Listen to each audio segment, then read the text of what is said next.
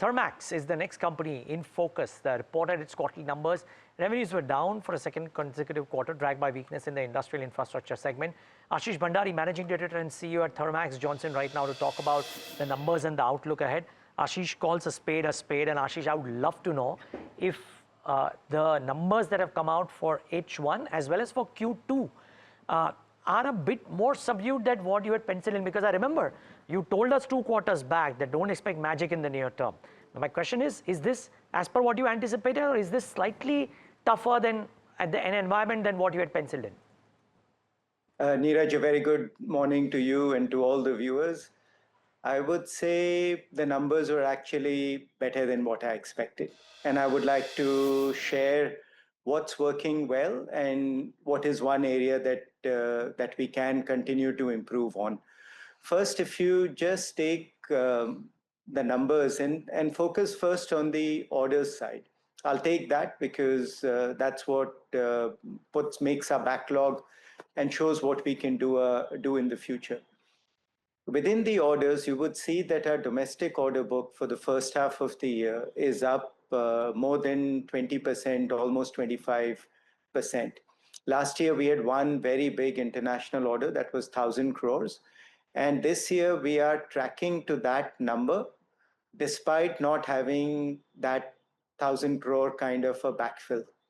The second part is that last year, our Q3 and Q4 were weak, and not just weak, were much weaker than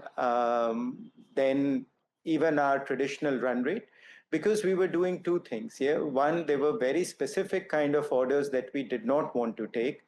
So that opportunity pipeline went away. And two, the market overall was slightly soft.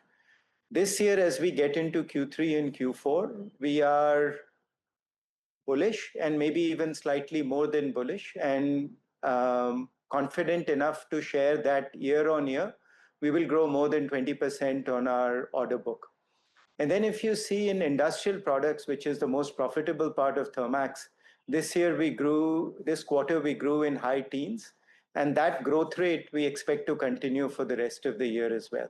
So two things going on: mix improving, overall outlook lot more bullish on. Then if I take revenues, and then I'll come to PBT next. Revenues is largely driven by kind of our backlog not being as strong coming into this year, which is now changing. Our backlog is now getting stronger and stronger. And two, this particular year, even more so than last year, many of our customers had trouble at their project sites where they could not pick up material and inventory because the monsoons played havoc all across the country. A lot of that is in the rear view mirror. We are seeing good strength on execution now, and on revenue in Q3 and Q4, we'll see good pickup, which will then show up in good profitability as well. The one area that we continue to have to improve on is how we execute large multi-year projects, especially those that relate to work that we do for government. And that for the last 2 years has come down to a complete zero for us. But our backlog of what we have taken in the past is continuing to cause us pain. And that pain we are working through. Yeah, it's caused by... What is the Ms. Bhandari, what is the time span of this pain continuing? You started your answer in a very interesting manner, saying you actually expected worse. So I want to ask you why. And when you're saying that you're seeing the impact of decisions taken in the past, or reasons in the past that continues with pain, till how long? So we've got, and by the way, in this year's investor book, we are starting to share the backlog of these orders and then giving a sense of the timing by which this will get cleared. By the end of this year, a good chunk would be cleared, and by kind of third quarter, so a year from now, the rest of it will get cleared as well. But with each quarter, that pain is getting lesser and lesser. That said, this particular quarter, we had one specific surprise in relating to such a project where we have shown a negative cost impact of 43 crores, which is relating to one such project, which we had taken in calendar year 22. So we have been working through that. Where I say my numbers are better than expected is not actually on the profitability line, because this portion was indeed a surprise, was on the order book. Yeah, on the order book, I expected the recovery to show up in Q3 and Q4. It's starting to show up in Q2 Sure. already. I'm just going to press in on that profitability number, if I can. The profitability and the margin number, when you say that it was a bit of a surprise, what are the factors that you think will then be reversed in second half? Because you are obviously more optimistic on the second half. See, we always have, and last year's Q4 is a good example where we hit 3,000 crores and what it did to our profitability. And where our backlog is right now, we expect to do that Q3 and Q4 both. Yeah, our backlog now is such that we should be able to cross 3,000 crores consistently for a couple of quarters.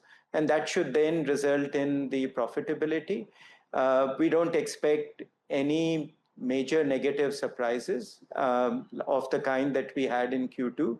All large projects we have at least accounted for reasonably well. In our bio-CNG projects, we still carry a little bit of risk where Q4 is important, but the magnitude of that is potentially very small. And the new products and the new projects that we are undertaking, they're all in what I call as the green zone and the good zone, so to say.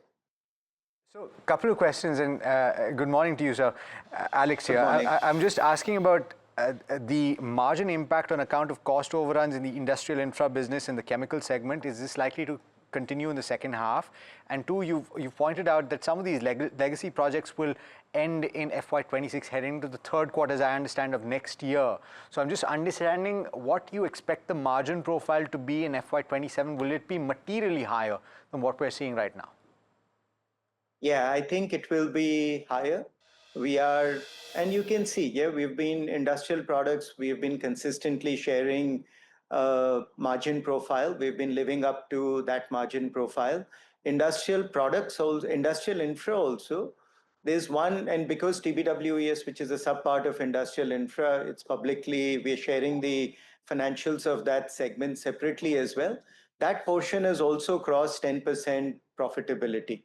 We just have these overhang of projects which are at 0%, and with this particular quarter, one particular project at negative profitability. As we clear this backlog, I do expect our profitability profile overall to improve. Chemicals, because you asked a question specifically, chemicals we are priming for growth. Yeah, we have added significant capacity, we have entered newer areas, and today we are carrying about 15 crores of base cost a quarter, which is just capability that we have added for growing.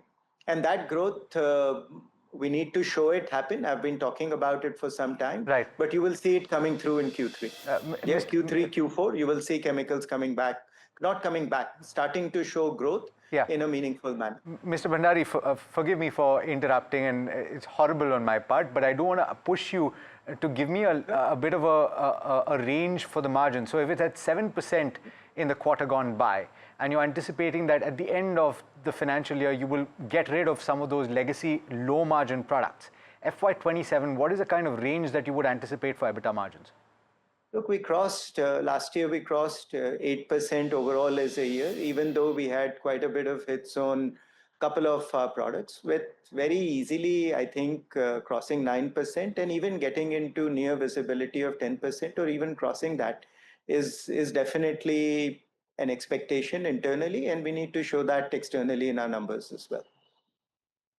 Okay. Thank you so much, Mr. Bhandari, for taking the time and speaking to us. Pleasure speaking with you, and wish you all the best for the second half of the year. Yes.